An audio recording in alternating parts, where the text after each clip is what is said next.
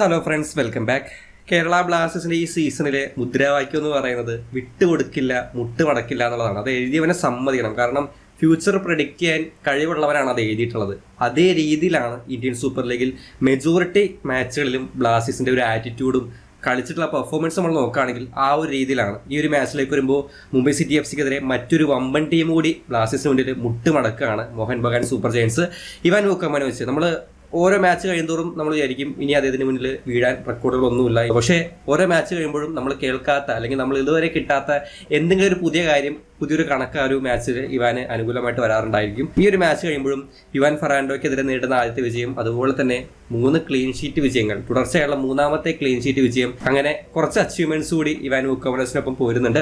എന്തായാലും ഈ ഒരു മാച്ചിലേക്ക് വരുമ്പോൾ നമുക്കറിയാവുന്ന കാര്യമാണ്, കഴിഞ്ഞ മാച്ച് കഴിഞ്ഞ് വളരെ കുറച്ച് ദിവസങ്ങൾക്ക് ശേഷം ഒരു എവേ ഗെയിമാണ് ബ്ലാസ്റ്റേഴ്സ് കളിച്ചത്. ആൻഡ് ഈ സീസണിലെ ആ ഒരു ഫസ്റ്റ് ഷെഡ്യൂൾ അനുസരിച്ചുള്ള ഫിക്സ്റ്റേഴ്സ് അവസാനിക്കുന്ന ലാസ്റ്റ് മാച്ച് കൂടിയായിരുന്നു. ഒരു വിജയത്തോടു കൂടി അവസാനിപ്പിക്കാനും ടേബിളിൽ 1ാം സ്ഥാനത്തേക്ക് തിരിച്ചെത്താനും ബ്ലാസ്റ്റേഴ്സിന് സാധിച്ചിട്ടുണ്ട്.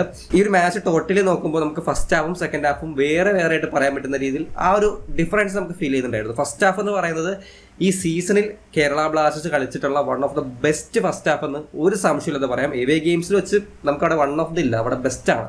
അത്രയും എഫക്റ്റീവായിട്ടാണ് ആ ഫസ്റ്റ് ഹാഫിൽ ബ്ലാസ്റ്റേഴ്സ് കളിച്ചത്. ഡിഫൻസ് ഉണ്ട്, മിഡ്ഫീൽഡ് ഉണ്ട്, ഒഫൻസ് ഉണ്ട്, അറ്റാക്ക് ഉണ്ട്, എല്ലാം ഉണ്ട്. അവിടെ ആ ഒരു രീതിയിൽ ഒരു ടോട്ടൽ ഫുട്ബോൾ ഗെയിം അവർക്കൊന്നും ചെയ്യാൻ പറ്റാത്ത രീതിയിൽ അത്രയും എഫക്റ്റീവായിട്ടാണ് ഫസ്റ്റ് ഹാഫിൽ ബ്ലാസ്റ്റേഴ്സ് കളിച്ചത്. അതിൽ കീ ഫാക്ടേഴ്സ് ആയിട്ട് വന്ന കാര്യം, ഓൾറെഡി മോഹൻ ബഗാൻ അണ്ടർ പ്രഷറിലാണ്. 2 കളി അടുപ്പിച്ച് തോറ്റതിനെ തുടർന്ന് കോച്ചും അണ്ടർ പ്രഷറിലാണ്.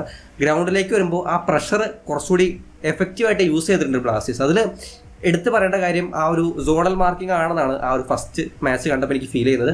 അവിടുത്തെ ബ്ലാസ്റ്റേഴ്സിന്റെ റിക്കവറീസ്, ഇന്റർസെപ്ഷൻസ്, പന്ത് അവർ കളിച്ച് വരുമ്പോൾ ആ പന്ത് ഇന്റർസെപ്റ്റ് ചെയ്ത് അവരുടെ പ്ലാൻ എന്താണോ അത് നടപ്പിലാക്കാൻ കഴിയാത്ത വിധത്തിൽ ആ പന്ത് റീറ്റെയിൻ ചെയ്യുന്ന ഒരു രീതിയുണ്ട്. ഇത് ഒരാൾ മാത്രമല്ല, ആ ഒരു റൈറ്റിലായിക്കോട്ടെ, ലെഫ്റ്റിലായിക്കോട്ടെ, മിഡിലായിക്കോട്ടെ, എല്ലാവരെയും നമുക്ക് പറയാൻ പറ്റും. റൈറ്റിൽ പ്രത്യേകിച്ചും പ്രീതം കോട്ടാലും രാഹുലും. പ്രീതം കോട്ടാലാണ് അവിടെ മെജോറിറ്റി ടൈമിലും ഈ വിങ്ങിലേക്ക് വരുന്ന ബോളുകൾ ഇന്റർസെപ്റ്റ് ചെയ്യുന്ന, അവിടെ നിൽക്കുന്ന പ്ലെയറിലേക്ക് പാസ് എത്തുന്നതിന് മുൻപേ അദ്ദേഹം ചാടി കയറി വന്ന ഇന്റർസെപ്റ്റ് ചെയ്യുന്ന, റിക്കവർ ചെയ്യുന്ന രീതിയിൽ റൈറ്റിൽ നമുക്ക് കാണാം. ലെഫ്റ്റിൽ നവോച്ചയും അത്തരത്തിൽ വിങ്ങിലേക്ക് വരുന്ന ബോളുകൾ റിക്കവർ ചെയ്യുന്നുണ്ടായിരുന്നു.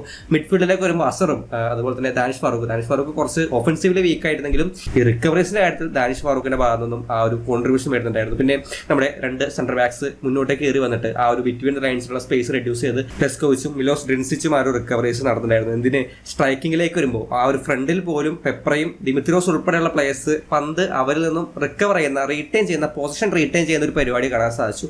ഇത് ശരിക്കും എഫക്റ്റീവായിട്ട് മാറിയിട്ടുണ്ട്. ഈ ഒരു കളിയിൽ നമുക്ക് ആ ഒരു ഫസ്റ്റ് ഹാഫിൽ അത്രയും ഒരു കൺട്രോൾ കിട്ടാനുള്ള കാരണം ഈ റിക്കവറീസും അതുപോലെ തന്നെ ആ ഒരു ഇന്റർസെപ്ഷൻസ് ഒക്കെയാണ്. ആൻഡ് അതിനൊപ്പം തന്നെ ഒഫൻസീവിൽ നമുക്ക് ആ ഒരു ഫസ്റ്റ് ഗോള് തുടക്കം തന്നെ ആ ഒരു 9ാമത്തെ മിനിറ്റ് തന്നെ ഗോൾ സ്കോർ ചെയ്യാൻ സാധിച്ചതും ഈ ഒരു മാച്ചിൽ ടേണിംഗ് പോയിന്റ് ആയിട്ട് പറയാം.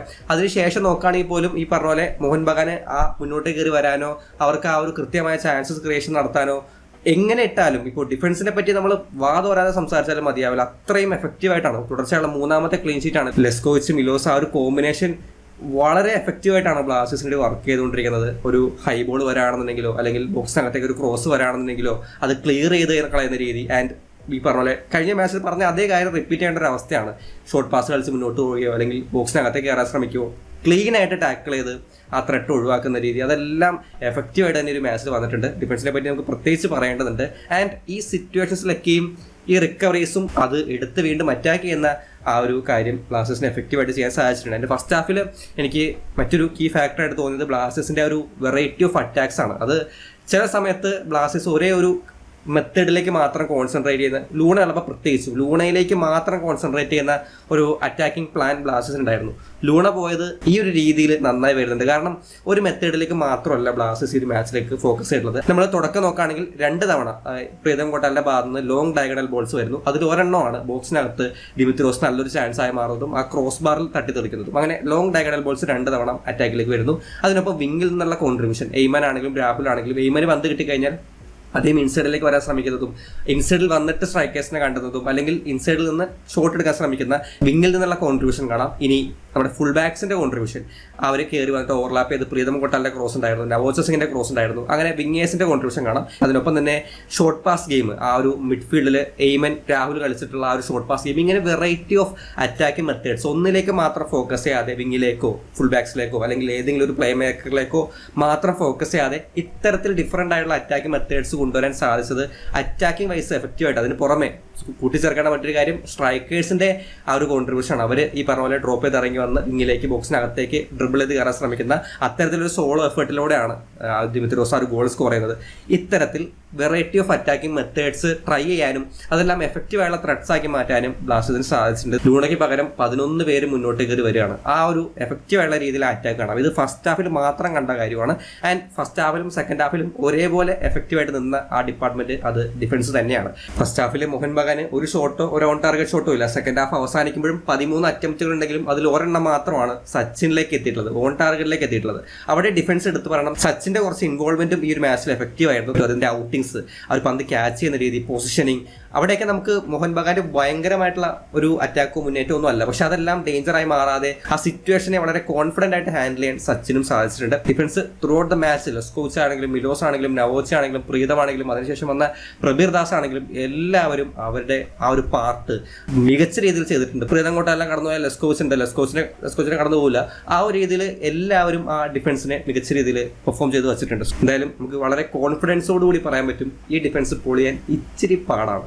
സെക്കൻഡ് ഹാഫിലേക്ക് വരുമ്പോൾ കളി കുറച്ച് മോഹൻ ബഗാന്റെ കയ്യിലേക്ക് പോകുന്നത് പോലെ ഫീൽ ചെയ്തു. കാരണം അവർ 60 മിനിറ്റ് ആകുമ്പോഴേക്കും അറ്റംപ്റ്റുകളുടെ കാര്യത്തിൽ മുന്നോട്ടേക്ക് കയറി വരുന്നുണ്ടായിരുന്നു. ബോക്സിനകത്തേക്ക് അവർ കുറച്ചുകൂടി വരുന്നത്. ഫസ്റ്റ് ഹാഫിൽ നമ്മൾ കണ്ട റിക്കവറീസ് സെക്കൻഡ് ഹാഫിൽ ബ്ലാസ്റ്റേഴ്സിന് അതുപോലെ റിപ്പീറ്റ് ചെയ്യാൻ സാധിച്ചിട്ടില്ല. പക്ഷെ എന്നാലും അവരുടെ ഡിഫൻസിൽ സ്പേസസ് ടൈറ്റ് ആക്കിയിട്ട് അവർക്ക് ഫ്രീ ആയിട്ട് ഒരു ഷോട്ട് എടുക്കാനോ ഫ്രീ ആയിട്ട് ക്രോസ് കൺവേർട്ട് ചെയ്യാനോ പറ്റാത്ത വിധത്തിൽ ഡിഫൻസ് പൂട്ടിയിട്ടുണ്ട്. അതുകൊണ്ടാണ് ഈ പറഞ്ഞ പോലെ അവസാനം പൊസിഷൻ വൈസ് ആണെങ്കിലും പാസ് വൈസ് ആണെങ്കിലും സെക്കൻഡ് ഹാഫിൽ മോഹൻ ബഗാൻ മുന്നോട്ട് വരുമ്പോഴും ഓൺ ടാർഗറ്റ് ഷോട്ടുകൾക്ക് ഒരു കുറവ് വരാൻ കാരണം ഈ പറഞ്ഞ പോലെ ഡിഫൻസ് ടൈറ്റ് ആയതുകൊണ്ടാണ്. അവർക്ക് പന്തുണ്ട്, അവർ മുന്നോട്ട് കയറി വരുന്നുണ്ട്, അവർ ഈ പറഞ്ഞ പോലെ റിക്കവറീസിൽ നിന്നും അവരെ രക്ഷപ്പെടുന്നുണ്ട്. പക്ഷേ അതൊന്നും ഒരു എഫക്റ്റീവ് ആയുള്ള ഷോട്ടായിട്ട് ഫ്രീ ആയിട്ട് ഷോട്ട് എടുക്കാൻ നമ്മുടെ ഡിഫൻസ് സമ്മതിച്ചിട്ടില്ല. സെക്കൻഡ് ഹാഫിൽ കുറച്ച് ഓപ്പണൻസിന്റെ പന്ത് കൈവശം വെക്കാൻ കൊടുത്തിട്ട് കൗണ്ടർ അറ്റാക്ക് ചെയ്യുന്ന ഒരു പരിപാടി, അത് ഈ ഒരു മാച്ചിൽ ബ്ലാസ്റ്റേഴ്സ് ട്രൈ ചെയ്യുന്നുണ്ടെങ്കിലും അത് വർക്കായത് അല്ലെങ്കിൽ എഫക്റ്റീവായി മാറിയത് 90 മിനിറ്റ് ആ ഒരു ടൈമിലാണ്. രാഹുലിലൂടെ കിട്ടിയ ഒരു അവസരവും സക്കായിലൂടെ കിട്ടിയ അവസരം, അത് രണ്ടും കൺവേർട്ട് ചെയ്തിരുന്നെങ്കിൽ പെർഫെക്റ്റ്ലി കേരള ബ്ലാസ്റ്റേഴ്സിന് അനുകൂലമാവുന്ന രീതിയിൽ എന്താണോ പ്ലാൻ ചെയ്തത് അത് കൃത്യമായിട്ട് ഗ്രൗണ്ടിൽ എക്സിക്യൂട്ട് ചെയ്ത്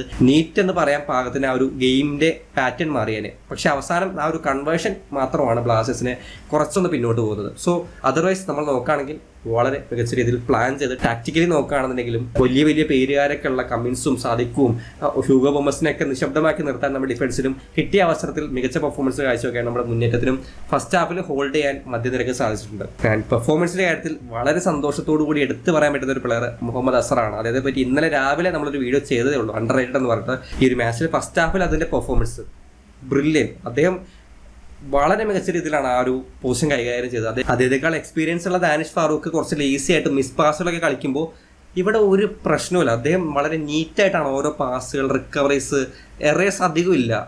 ആ കാര്യങ്ങളൊക്കെ ഫസ്റ്റ് ഹാഫിൽ ഒരുപാട് ത്രൂ ബോളിന് ട്രൈ ചെയ്തെങ്കിലും അത് എഫക്റ്റീവ് ആയത് സെക്കൻഡ് ഹാഫിൽ അവസാന നിമിഷം രാഹുലിലേക്ക് എത്തിയ ബോളാണ്. അതുപോലുള്ള ചാൻസസ് ക്രിയേഷൻ വരെ അസർ ചെയ്യുന്നുണ്ട്. ലൂണയുടെ അഭാവത്തിൽ എവിടെ നിന്നാണ് ഫസ്റ്റ് ഹാഫിൽ ഇത്രയധികം പന്തുകൾ വന്നത് ചോദിച്ചു കഴിഞ്ഞാൽ അത് മിഡിൽ നിന്നാണ്. അവർ അസറിന് വലിയൊരു പങ്കുണ്ട്. തീർച്ചയായിട്ടും ആ ഒരു സെക്കൻഡ് ഹാഫിലും ആ ഒരു ഗെയിം സ്റ്റൈൽ വന്ന മാറ്റം കൊണ്ടാണോ എന്നറിയില്ല, അദ്ദേഹം ഒന്ന് താഴേക്ക് പോയി. അതല്ലായിരുന്നെങ്കിൽ ആ ഒരു ഹീറോ ഓഫ് ദ മാച്ച് എന്തുകൊണ്ട് കിട്ടാൻ അർഹത ഉണ്ടായിരുന്ന ഒരു പ്ലെയറിനെ പോലെ തോന്നുന്നുണ്ടായിരുന്നു അസർ എയ്മൻ. അദ്ദേഹം സൈഡിലൂടെ വന്ന മുന്നേറ്റങ്ങൾ, അദ്ദേഹം ഇൻസൈഡിലേക്ക് കയറാൻ ശ്രമിക്കുന്നതും ആ ബോക്സിനകത്ത് പാസുകളിലൂടെ ഈ പറഞ്ഞ പാരലൽ പാസുകളിലൂടെ പ്ലേയേഴ്സിനെ കണ്ടെത്തുന്നതും അദ്ദേഹത്തിന്റെ ടേൺസ്, ഡ്രിബിൾസ് എല്ലാം വർക്കായിട്ടുണ്ട്. ലെഫ്റ്റ് വിങ് കഴിഞ്ഞ കുറച്ച് മാച്ചുകളായിട്ട് ഈ പറഞ്ഞ പോലെ ഒന്ന് ഡള്ളായി പോയിട്ടുണ്ടെങ്കിൽ ഈ മാച്ചിൽ ഫസ്റ്റ് ഹാഫിൽ പ്രത്യേകിച്ചും ആ ലെഫ്റ്റ് വിങ് വളരെ ആക്റ്റീവാക്കി നിർത്തുന്നതിൽ എയ്മന്റെ പങ്ക് വളരെ വലുതാണ്. ആൻഡ് രാഹുൽ കഴിഞ്ഞ കുറച്ചധികം മാച്ചുകളായിട്ട് ഭയങ്കരമായിട്ടൊരു നെഗറ്റീവ് കിട്ടുന്ന ഒരു പ്ലെയറാണ് രാഹുൽ. ഈ ഒരു മാച്ചിലും ആ ഷോട്ട് കൺവേർട്ട് ചെയ്തിരുന്നെങ്കിൽ നമുക്ക് പക്ക പെർഫെക്റ്റ് ആയിട്ട് പറയായിരുന്നു രാഹുൽ ഇസ് ബാക്ക് എന്നുള്ളത്. പക്ഷേ എനിക്ക് തോന്നിയൊരു കാര്യം, കഴിഞ്ഞ മാച്ചുകളെ വെച്ച് കമ്പയർ ചെയ്യുമ്പോൾ ഇമ്പ്രൂവ്ഡ് ആയിട്ടുണ്ട്, നല്ലൊരു ഇമ്പ്രൂവ്മെന്റ് ഉണ്ട് ആ ഒരു സൈഡിൽ. ഈ ഷോർട്ട് പാസുകൾ കളിച്ച സിറ്റുവേഷനിലാണെങ്കിലും ആ ഏരിയ, ആ ഒരു റൈറ്റ് സൈഡ് ഹാൻഡിൽ ചെയ്ത കാര്യമാണെങ്കിലും അത് അവിടെയൊക്കെ നല്ല ആക്റ്റീവായിട്ട് വളരെ ലൈവായിട്ട് തന്നെ രാഹുലിനെ കണ്ടിരുന്നു. പക്ഷേ ആ കൺവേർഷൻ, ആ ലാസ്റ്റ് മിനിറ്റ് കിട്ടിയ ഒരു അവസരം അത് ഫിനിഷ് ചെയ്യാത്തതുകൊണ്ട് വീണ്ടും രാഹുൽ ക്രൂശിക്കപ്പെടാൻ ചാൻസ് ഉണ്ട്. പക്ഷേ രാഹുൽ എനിക്ക് തോന്നിയത് ആ ചാൻസ് മാത്രം മാറ്റി നിർത്തി കഴിഞ്ഞാൽ ഡീസൻ്റ് ആയിട്ട് തന്നെ പെർഫോമൻസ് ഡെലിവർ ചെയ്തിട്ടുണ്ട്. അദ്ദേഹത്തിന്റെ ആ ഒരു പാർട്ട് എന്താണോ അത് നന്നായിട്ട് ചെയ്യാൻ അതിന് സാധിച്ചിട്ടുണ്ട്. ആൻഡ് ഗോൾ സ്കോറർ ദിമിത്രിയോസ്, അദ്ദേഹത്തെ പറ്റി എന്താണ് പറയേണ്ടത് ഒരു പിടിയില്ല. കാരണം ഒരു തവണ പറഞ്ഞുള്ള ഒരു കാര്യമാണ്, വളരെ ഇൻട്രസ്റ്റിംഗ് ആയുള്ള ഒരു പ്ലെയറാണ്. അദ്ദേഹത്തിന് ആദ്യം സാധിക്കാതിരുന്ന പല കാര്യങ്ങളും പിന്നീട് അദ്ദേഹം ചെയ്ത് കാണിച്ചിട്ടുണ്ടെന്നുള്ളത്. അതിലേക്ക് ഒരു കാര്യം കൂടി ആഡ് ആവാണ് സോളോ എഫേർട്ട് അല്ലെങ്കിൽ സോളോ ഗോൾ എന്ന് പറയുന്ന കാര്യം. ആ ഒരു ബോക്സിന് നടുക്ക് നിന്ന് തുടങ്ങിയ മൂവ്മെന്റ് ആ ഒരു സൈഡിലേക്ക് പോയി കൃത്യമായിട്ട് ഫിനിഷ് ചെയ്ത് ആ ഗോള്, നിർണായകമായുള്ള ഗോള് കണ്ടെത്താൻ അദ്ദേഹത്തിന് സാധിക്കുന്നുണ്ട്. ആൻഡ് ദിമിത്രിയോസും അദ്ദേഹത്തിന്റെ പാർട്ട് എന്താണോ അത് നന്നായിട്ട് ചെയ്യുന്നുണ്ട്. പെപ്രയും ഗോൾ കോൺട്രിബ്യൂഷൻ ഇല്ലെങ്കിലും അദ്ദേഹത്തിന്റെ ആ ഒരു പ്രഷറും ആ ഒരു നേരത്തെ പറഞ്ഞ പോലെ റിക്കവറീസിൽ പെപ്പറയുടെ കോൺട്രിബ്യൂഷനും എടുത്തു പറയണം. ആൻഡ് ഒഫൻസീവ്ലി പാസുകൾ ഉണ്ടായിരുന്നു, നല്ല ആ ഒരു ആക്റ്റീവായിട്ട് തന്നെ അദ്ദേഹം സ്ട്രൈക്കിൽ കളിച്ചിട്ടുണ്ട്. ആകെപ്പാടെ ഒരു മിസ്സിംഗ് ആയിട്ട് തോന്നിയത് ഡാനിഷ് ഫാറൂഖിന്റെ ഒഫൻസീവിലുള്ള കാര്യങ്ങളാണ്. മിസ് പാസുകൾ, കുറച്ച് സ്റ്റാമിന വയസ്സുള്ള പ്രശ്നങ്ങളാണോ എന്നറിയില്ല, കുറച്ച് അദ്ദേഹം ഡൗൺ ആയിരുന്നു. പിന്നെ ഒരു ചെറിയ കൺസേൺ ആയിട്ട് തോന്നിയത് സെറ്റ് പീസസ് ആണ്. നമുക്ക് ലൂണ പോയി, ദേശുക്ക് ബെഞ്ചിലാണ്, വിപിനും പരിക്ക് പറ്റി പുറത്താണ്. സോ അവിടെ ഒരു നല്ല സെറ്റ് പീസ് ടേക്കർ, അവിടെ കുറച്ച് കൺഫ്യൂഷൻസ്, ഡെലിവറീസ് കറക്റ്റ് ആവാത്ത ഒരു പ്രോപ്പർ സെറ്റ് പീസ് ടേക്കർ ഈ ഒരു മാച്ചിൽ ഫസ്റ്റ് ലെവലിൽ ഉണ്ടായിരുന്നില്ല. സോ അതിന്റെ ഒരു പ്രശ്നവും ഈ ഒരു മാച്ചിൽ കണ്ടു. ആ രണ്ട് കാര്യങ്ങൾ മാറ്റി എടുത്തു കഴിഞ്ഞാൽ ഒരു perfect Kerala Blasters sided game എന്ന് പറയാം. ഫസ്റ്റ് ഹാഫ് ഒരു രക്ഷയില്ല. സെക്കൻഡ് ഹാഫിലേക്ക് വരുമ്പോൾ കുറച്ചൊന്ന് കോംപ്രമൈസ് ചെയ്യേണ്ടി വന്നു, പൊസിഷന്റെ കാര്യത്തിലാണെങ്കിലും പാസുകളുടെ കാര്യത്തിലാണെങ്കിലും. അവിടെ പക്ഷേ ഡിഫൻസ് മികച്ചതുകൊണ്ട് ഗോൾ ഇങ്ങോട്ടേ കിട്ടിയില്ല. ആൻഡ് കളി അവസാനിക്കുമ്പോൾ വീണ്ടും ആ ഒരു 3 പോയിന്റ് സ്വന്തമാക്കാനും മോഹൻ ബഗാൻ എന്ന വമ്മൻ ടീമിനെ തോൽപ്പിക്കാനും ബ്ലാസ്റ്റേഴ്സിന് സാധിച്ചിട്ടുണ്ട്. സോ എന്തായാലും ഫസ്റ്റ് കാഴ്ചയിൽ കണ്ട കാര്യങ്ങൾ മാത്രമാണ് ഷെയർ ചെയ്തിട്ടുള്ളത്. വിട്ടുപോയതോ മിസ്റ്റേക്ക് ആയിട്ടുള്ള കാര്യങ്ങളും ഉണ്ടാവാം. ഒന്നുകൂടി കണ്ട് കൃത്യമായിട്ടുള്ള കാര്യങ്ങൾ നിങ്ങൾക്ക് ഷെയർ ചെയ്യുന്നതായിരിക്കും. ഈ പറഞ്ഞ പോലെ മിസ്സിംഗ് ആയിട്ടുള്ള കാര്യങ്ങളുണ്ടെങ്കിൽ നിങ്ങളത് കമന്റ് ബോക്സിൽ ഷെയർ ചെയ്യാൻ ശ്രമിക്കാം. നമുക്ക് എന്തായാലും മറ്റു വീഡിയോയിൽ കാണാം. ബൈ.